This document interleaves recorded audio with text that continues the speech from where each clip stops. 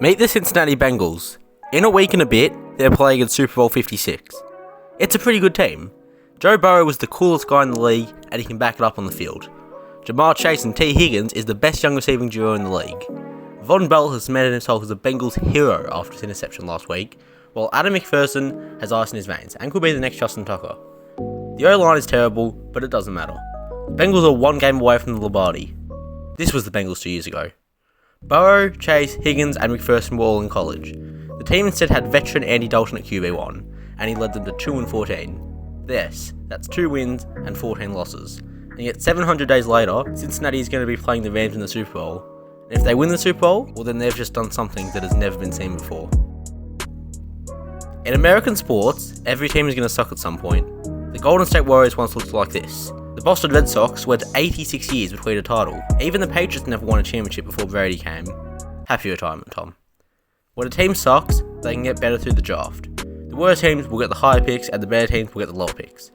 The league's idea is that in 5 years' time, a team with the worst record will have a better chance of winning the Super Bowl than the current champions. This doesn't always happen, but that's just because some teams, Lions, are cursed. But rebuilds can take time. The average rebuild from bottom to top can take about 6 years. And here's a graph to prove it. Okay, I get it, I'm gonna rip off Jimmy Highwell. Let's move on. Here's a graph that shows every team's shortest time period between having a first pick and winning the Super Bowl. Just for reference, we're not counting a team that traded for the first pick. They had to be the original owner. The Cowboys, Jets and Ravens have the smallest time period, with only 4 years between the two incidents in question, with the Steelers and Broncos second in 5th. Meanwhile, the Eagles have the worst timeline, with 67 years between the 1949 NFL draft and their lone Super Bowl in 2018. And you guessed it, Chuck Bednarik wasn't in that 2018 team. Now if the Bengals win it in 2022, where do they end up on this list? That's right. In only 2 years the Bengals may go from the worst team in the league to Super Bowl winners, which is half the time it took for the Cowboys, Jets and Ravens to do it. So how did it take the Bengals only 2 years to beat the draft? This is every Cincinnati Bengals draft pick in the last 2 years. There were 7 of them in 2020 and 10 in 2021. All of them are still on the team. Obviously not everyone is making an impact just yet. Joseph Ossai is a 3rd round pick with a big future, but is yet to play a game after suffering a season-long Achilles injury. Wyatt Hubert is also yet to make his debut due to injury, while other guys towards the later end of the draft haven't played much, especially these playoffs. But there are 5 guys on the Bengals from the last 2 drafts who are making a huge impact this postseason. One of those guys is linebacker Logan Wilson, who was drafted by Cincy with pick 65 in 2020. Wilson is leading the Bengals in tackles this postseason with 30, despite injuring a shoulder in week 13 which could have sidelined him for the rest of the season. What I like about Wilson is he's the perfect modern linebacker. His speed, athleticism and coverage all make him a lethal threat, and I can't wait to see how his career plays out. Then we've got Evan McPherson, who you may know better as Money Mac. McPherson joined the Bengals last year when Cincinnati made the cardinal sin of drafting a kicker, which some fans will claim is single-handedly the worst thing an NFL franchise can do, which doesn't make sense to me at all. Kickers win you matches. If a good one's right there, just take him. Better than some receiver or lineman who's going to be out of the league in 2 years.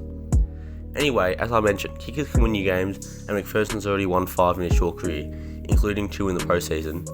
Under the most incredible circumstances, the rookie came out at the end of the divisional game versus Tennessee and struck a 52-yard field goal to end the Titans' championship games. His 31-yard kick last week against the Chiefs was a bit easier, but nonetheless, he's got ice in his veins. Money Mac has kicked 40 from a possible 40 points these playoffs, making 12 field goals and 4 PATs, and currently has a shot to break former Colts kicker Adam Vinatieri's record of the most playoff points by a kicker, which he set in 2006 with 49. I truly believe that McPherson is the next great kicker in the NFL, and he might go down history by the time these playoffs are over. The next 2 players I'm going to talk about together, they are obviously Tee Higgins and Ja'Marr Chase. Higgins has made an impression that no one was expecting in his 2-year NFL career. After falling out of the first round of the 2020 draft, T was selected by Cincy at pick 33 and hasn't looked back. He picked up 908 yards off 67 receptions in his rookie year and has expanded on that after going 1,901 yards this past season. Chase had high expectations entering the league, but has lived up to every bit of it. Chase has already had 1,455 yards and 13 touchdowns and picked up this year's Rookie of the Year, which was definitely well deserved. Higgins and Chase are definitely a partnership worth watching in the future. Their styles complement each other, they're both fun to watch, and they're already achieving things together, after becoming the first receiver duo to 1,000 yards this year. If Chase and Higgins stick together and stay healthy, then NFL defense is in trouble for the next 10 to 15 years. And finally, Joe Burrow. What Burrow is doing right now deserves all the credit in the world and more. After tearing his ACL in week 11 of his rookie year, it It would have been easy for Burrow to give up, live off the fat paycheck he'd already made, and have a Josh Rosen-esque career.